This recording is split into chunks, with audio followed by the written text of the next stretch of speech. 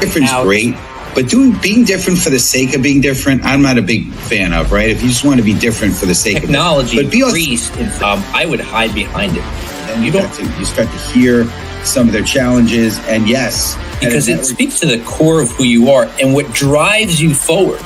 Because what makes you different is what drives you.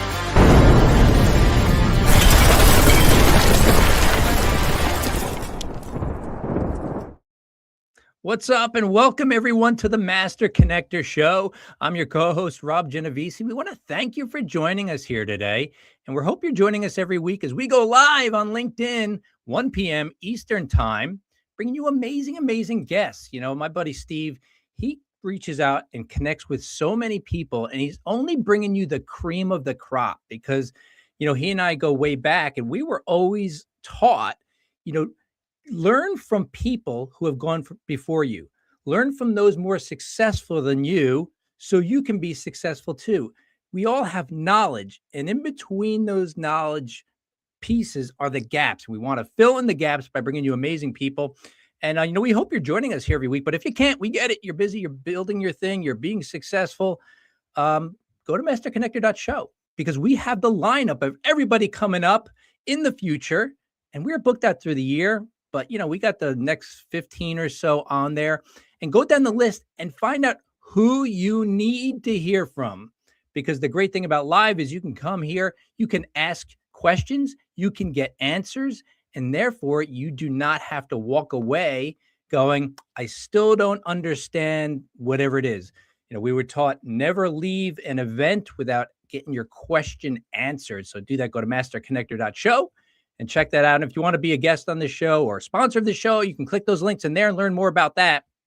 But, you know, Steve and I, we go way back, two former shy guys, two introverts who overcame all that stuff to build our own thing, to blaze our own path, to be successful, and to host a weekly LinkedIn Live. We can do it. You can do it too. So listen, we're all connectors, but there's only one master connector. So let's bring him on, Mr. Steve Spiro. What's up, Robbie G? Hey, buddy. How you doing? Good seeing you. Yeah, and I think today's show aren't we have a sponsor for today? We do have a sponsor for today. Thank you, Steve. And listen, we want to thank our buddy Russ Hedge for sponsoring today. And listen, with over 30 years of sales and marketing success in multiple industries, Russ Hedge can help you be successful in your business by helping you truly connect, transform your business, connect to new customers. RussHedge.com. Thank you, Steve. Absolutely. No problem. Well, listen, we're a team, right? You know, I messed up earlier, so all good, you know, but we appreciate you, buddy. What's going on, everyone? Steve Spiro, the Master Connector, coming at you live and direct. Man, I am so blessed to be here with you, and we have a great show coming up here. So I have a question. What if earning more wasn't about becoming louder, but becoming clearer and more visible as your authentic self? You know, I recently did a TED Talk, very honored, and I spoke about the quiet advantage, how introverts can out-connect the rest. And I believe it's really important to really understand, even though you may be an introvert, you still matter. In fact, I've gotten to the point where I think I did a post today about this. I used to feel so insecure, so inadequate, you know, for years being bullied and, you know, wrote off, and, you know, people just sort of poo-pooed me, laughed at me, and all these things that I felt like I had as a kid, as a young professional, I felt I didn't have value. And today, because of a lot of self-development, some great people in my life, as Rob had talked about, Rob is one of those guys, including him, that really have, you know, shown me that I do have worth. And you do too. I hope you feel that. And that, you know, today my feeling is when I enter a room, or when I enter a conversation, or when I enter, you know, if come on stage now, or, you know, whatever it happens to be, the room is better. The people are better because I'm here. And that's not an ego thing. I want you to know that you should feel that way as well, because we all have a voice, and the world needs to hear your story. They need to hear your voice. You know, your voice carries value, and when it reflects who you truly are, not who you think you should be. And that's where authenticity comes into bat. And then, you know, again, I share about this in my TED Talk, but, you know, I always thought I was a second class somebody else. And Rob and I shared a mentor for a while that was incredibly bold and charismatic and funny. And I could be funny, cute, funny here and there, but that's just not my nature. But I have other values, and I realized eventually that I'll be a second class him, but I'll be a first class me. And I hope you feel the same way. But you just need to own what your challenges are. I've learned to embrace them and learn that, you know what, it made me who I am today. The good news is, all right, we can also overcome those challenges, and we can grow into becoming a better version of ourselves. But again, don't feel bad about who you are. Who you are is amazing. I really want you to know that and believe that. And again, we're going to be speaking about not really, making sure to be heard and seen to earn more. And that's really the idea today. So you're going to learn a lot today. I want to say a special hello to Ari, who's joining us on YouTube. But again, like Ari, get in the comments, connect with each other. It's a great way to connect. But without further ado, I want to have Rob bring up our guest for today. And Rob, I just appreciate you big time. So if you're ready, type in the comments, community, type in hashtag let's go, and let's go. All right, let's go, everybody. Victoria Huff is the founder of The Happy Executive Inc., a bespoke sales, marketing, and coaching agency on a mission to help introverted CEOs and founders be seen, get heard, and earn more with ease, grace, and authenticity. A former corporate sales executive and current fitness competitor, Victoria brings powerhouse energy and deep empathy to the table, helping high-achieving professionals show up confidently and close with ease. With 4 top voice awards on LinkedIn and a reputation for making sales feel empowering, Victoria blends strategy with soul to turn quiet leaders into visible, respected, and revenue-generating brands. Please welcome to the show, Victoria Huff. What's up, Victoria? Hey, Rob. Hey, Steve. It's great to be here. Yes. Absolutely. Great to have you on here with us. I know we had some tech stuff going earlier, but we figured it out, right? So yeah, it's awesome. But listen, and I know we spoke before. You're also a fellow introvert, right? I am. Yeah. Yes. Yeah. And we often we identify each other, we know each other. And, listen, I read a great book, the Introverted's Edge to Networking. I think we do have an advantage as introverts. And I've actually learned that people like Bill Gates and I believe Elon Musk, and I believe Steve Jobs were all introverts, right? Mm-hmm. But they went on to be incredibly successful and in many ways changed the world and changed how things happen. So if you're an introvert, which like Rob says all the time, it's an energy thing. It's okay. You have a place in this world that's incredibly important. So we want to talk about visibility for now, Victoria. So here's the question for you.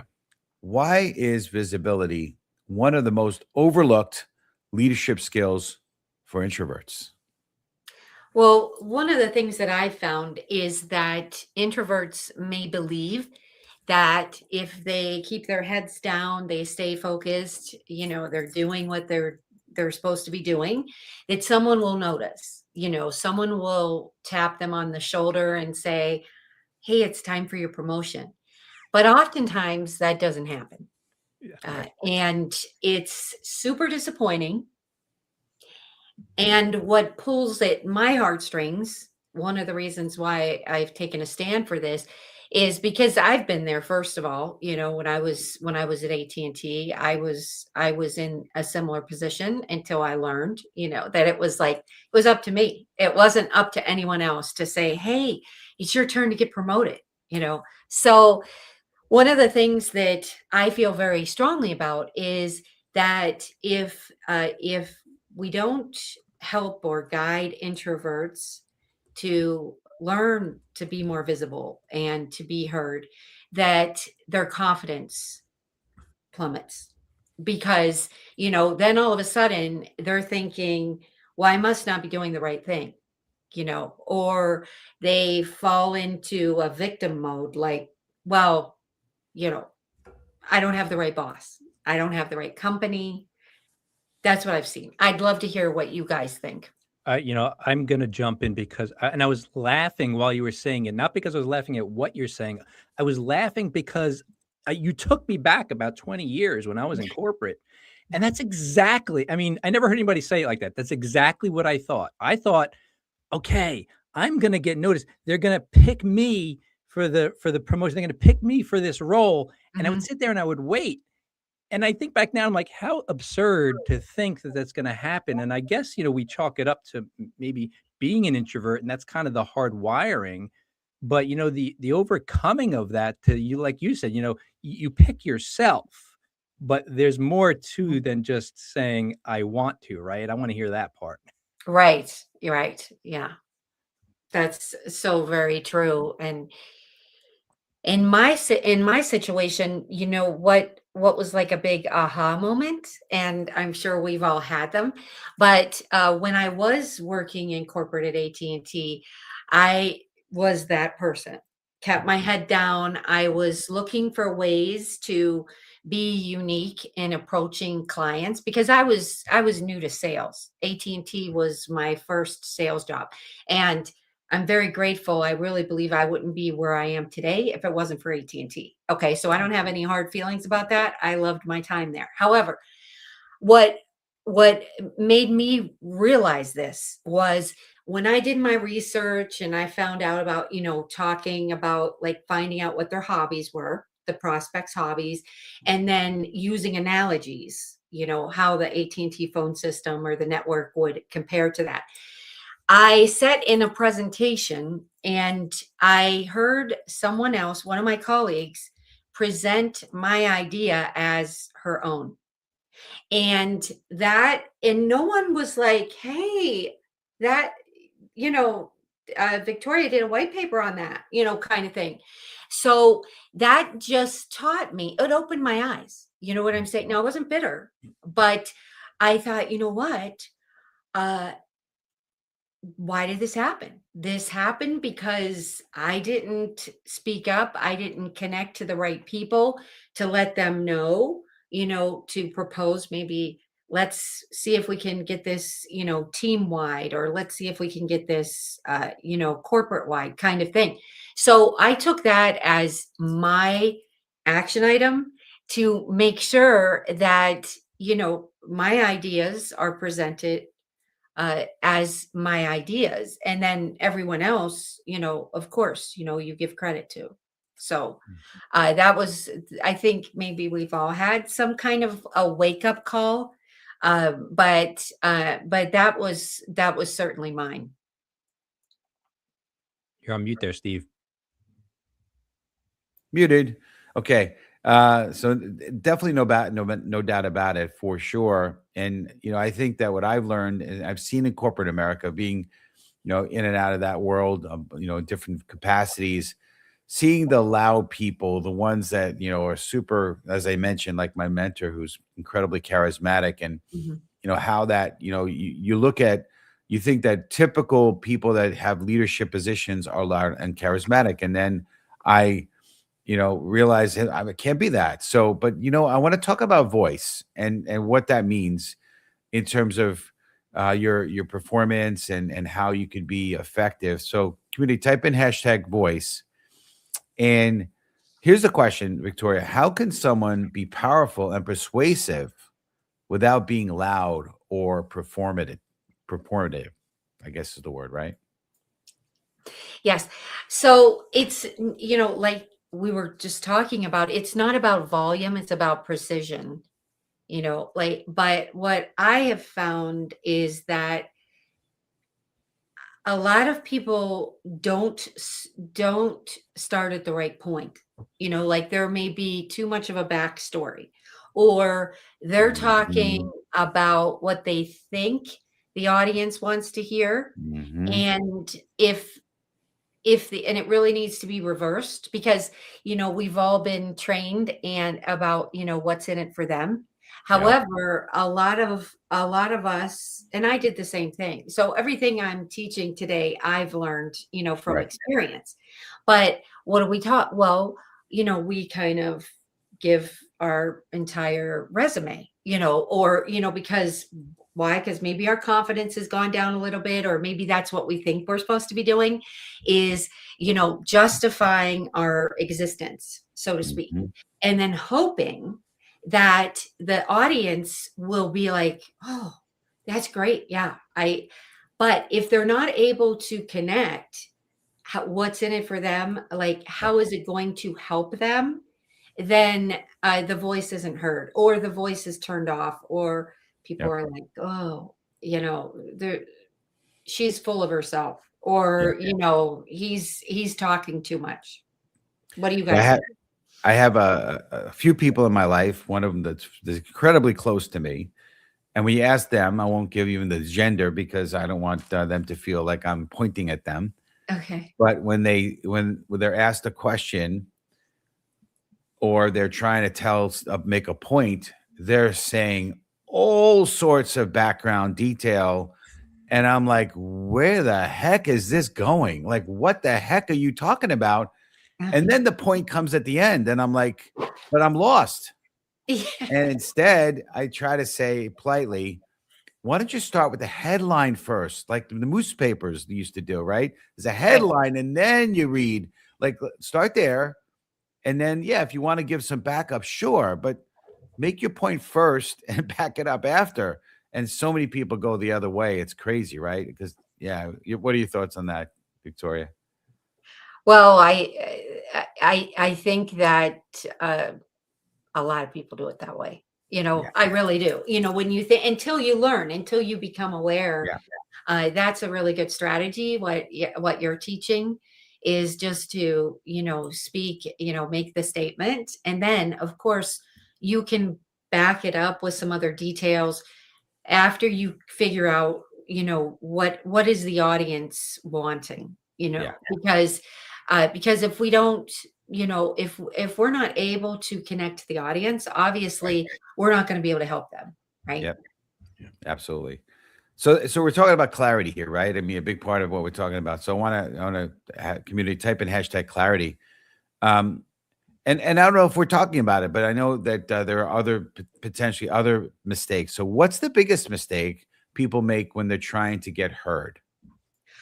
Well, what I mentioned as far as, starting at the wrong point, Yeah. and I think that one of the things that how we correct this is, hearing the client's backstory first, or having, maybe a poll so that we can determine, and yes, I think a lot of us have known that we need to identify the problems and present solutions.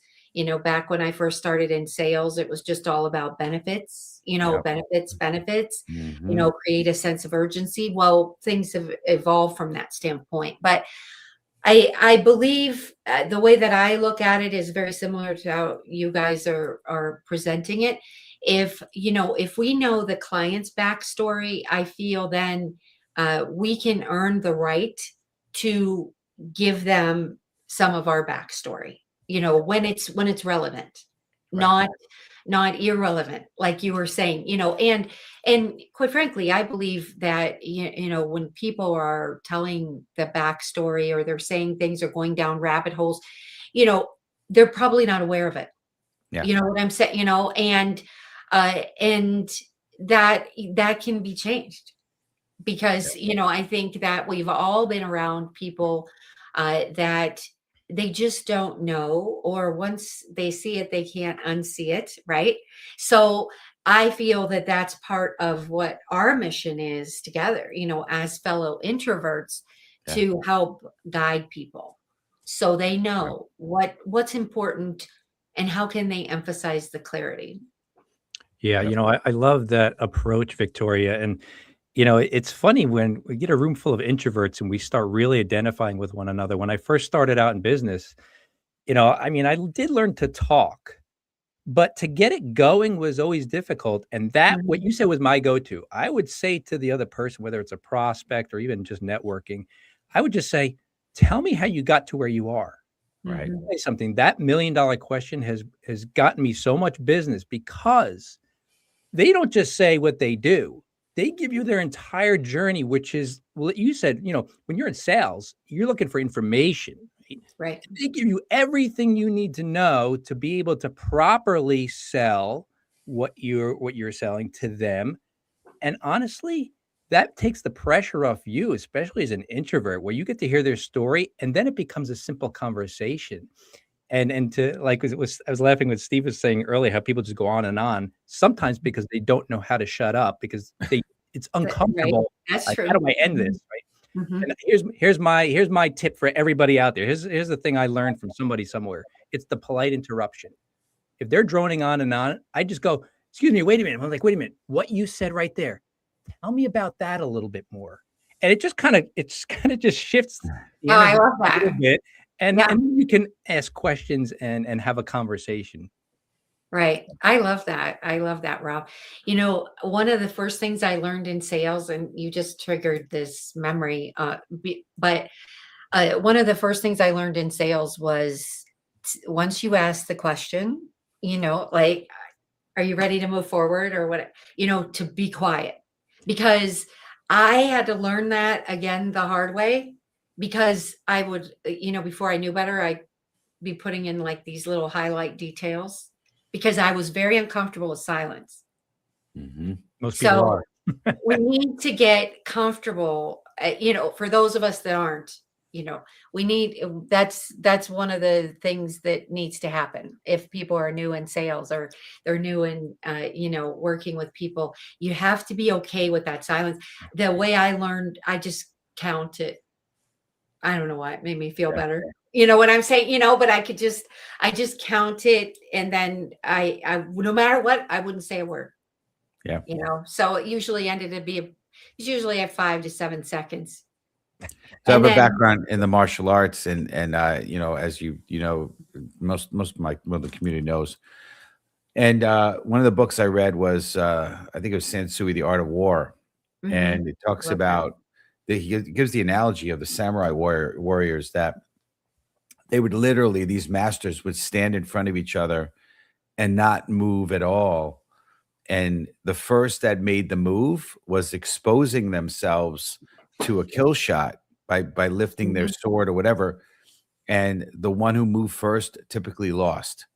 Hmm. So it uses that philosophy in negotiation. And if you've ever been involved in Japanese business negotiation, they'll sit in the conference room for a long time, see who speaks first. And typically that's the person that's got the disadvantage. So there's some real value in staying quiet and not being so quick to answer, but to speak or to say something. And it can be awkward. It can be, but that's okay. You gotta live in that awkwardness, But anyway, let's keep this rolling. In my intro, kind of in my opening, I talked a little bit about how I didn't have a lot of confidence, and that can grow over time. So, community, type in hashtag confidence. So, how does confidence grow once somebody starts showing up consistently? So that's always a really tough question because a lot of people a lot of people that we've worked with, they feel that, confidence will come, confidence will come. And the confidence comes by doing. It's really one of those things where you have to get out there, you have to be willing to really deal with the silence. You have to be willing to deal with the mistakes. Yep. And out of that comes the confidence. Now, martial arts helped me as well. I have a black belt in Taekwondo. That was a big confidence booster. My son and I did that together. But in the real world, it was about going out there, talking with people, networking, which was really uncomfortable for me at the beginning, because I was like, but then like you, Rob, I learned if I asked the question first, that took a lot of pressure off. You know what I'm saying? And then they were happy because they got to speak. So I figured it out. But if I would have said, well, I'll do a networking event, next month or, whatever we do, as we procrastinate. But the confidence is really through the doing. and figuring it out, and really being able to learn what is connecting with your audience and then be able to repeat it. Because, if it's one thing I've learned with social media, if looking at the analytics, the audience will tell me, what they don't want to hear. Right. Because it's just obvious. I've been on social media for several years, and if they don't like what I'm talking about, then it shows in the analytics. And so with the confidence, it's really about getting out there and figuring out what does your audience like, so that you can have a repeatable process. And then when you have those ideal clients that you're bringing into your company you're working with, then using their phrases to attract other like-minded individuals is awesome. Yeah, I want to reinforce something that you said before Steve winds us down, that confidence piece. As introverts, we typically aren't as confident being out in the forefront. And when you run a business, you are at the forefront. There's no way of getting around it. And when you said confidence comes from doing the thing, from building the thing, I just want to give people out there who are repeatedly unconfident in situation after situation, console call after console call, network event, and it should come to an end when you, number one, do it right and do it wrong. Then I'm not a very analytical guy per se, but I will be very introspective and go, what did I do there that was effective? What did I do that wasn't effective? And I would write it down. I actually documented my processes for everything. Then before I went into the next situation that was like that, I would review the process, make the tweaks, and then do it according to what I wrote down. Because when you build the success, it's like a kid riding a bike, right? I can't do it. I can't do it, Daddy. And then you're like, I'm not holding on. And they're like, I'm doing it. Now all of a sudden, they want to go, jumping hills. I love that. It is in the building for sure. You're on mute again, Steve. Come on, man. I want to squeeze in one more. Sorry about that. I want to squeeze in one more mute. No, I want to squeeze in one more quick question. And it's going to lead to your offer and giveaway. But I want to talk about service, right? So community hashtag service. And again, maybe you could keep this to like 30 seconds on this one. But why do you believe sales works best when it's rooted in service? Well, because it's really about helping, right? And solving our clients' problems. Yeah. And if we don't look at it as serving, then I feel like we're looking at it as selling. We're just trying to sell. And we all know that not everybody is our ideal client. Right. And so we need to make sure that, like you were saying, Rob, put ourselves out there, be in the forefront, and attract the ones that we can best serve. Absolutely. That's awesome. Well, speaking of serving, I know you have an offer for our community. So would you mind telling the community about what you want to share with them, and then maybe the best way to reach you? Yes, of course. Okay. So it's a free 5-day email course. And what it's going to help you do is to figure out, how to start with the outcomes of how you serve versus all the backstory. So that's obviously super important, what we've been talking about. Yep. It's going to reduce a lot of the context and the over explaining that we may not be aware of. Okay. And it's going to allow you to be seen and heard, without feeling like you're performing or that everybody's looking at you. Because I went through that too. I think we all did. And so it's really going to help you with all of those things, and especially reframing sales as service. And then obviously we all know, if people don't see and hear us, we're not going to be able to help them. What's the best way for our community to reach you? To connect with me on LinkedIn. Okay. That would be that would be ideal. Or Right. Toria at thehappyexecutive.com. There you go. Toria, not Victoria, but just Toria. Just Toria. Yes. Yes. I try to keep it easy for people. Yeah. There you go. Love it. Well, we appreciate it. You had a lot of value to this show today, and we really appreciate Thank you, it. Steve. Thank you, Rob. You got it. We'll see you in the green room in a minute. Okay. Sounds All right. good. Appreciate that. Thank you. All right. Bye. Yep. All right. Uh-oh. Here we go. What happened here? There we go. All right. So let's close down the show here real quick. So episode 246 coming up. We on February 4th, it's the Finding Your Place with Tiffany Slawinski. It's gonna be a great show. And if you're open to being if you'd like to learn how to be a sponsor of the show, go to masterconnector.show, like our friend Russ Hedges. And also if you want to be a speaker, you can learn more about that at masterconnector.show as well. I want to also mention, I know he's showing on his behind his screen when he's on with us, but Rob G has an insightful new book called Don't Fear the Brand, The Art of Building a Strong Brand That Attracts. He reveals how he overcame paralyzing fear and to build a strong brand that 4x'd his revenue. Get the inside story and the exact strategy by clicking the link in the comments now. And I want to just close down with a quick story, right? Melanie Perkins, co-founder of Canva. We do a lot of our stuff through Canva here on the show. She spent years being overlooked while pitching her vision, yet she stayed committed to being clear, consistent, and authentic in her message. By owning her voice and showing up despite rejection, she built one of the world's most valuable design platforms.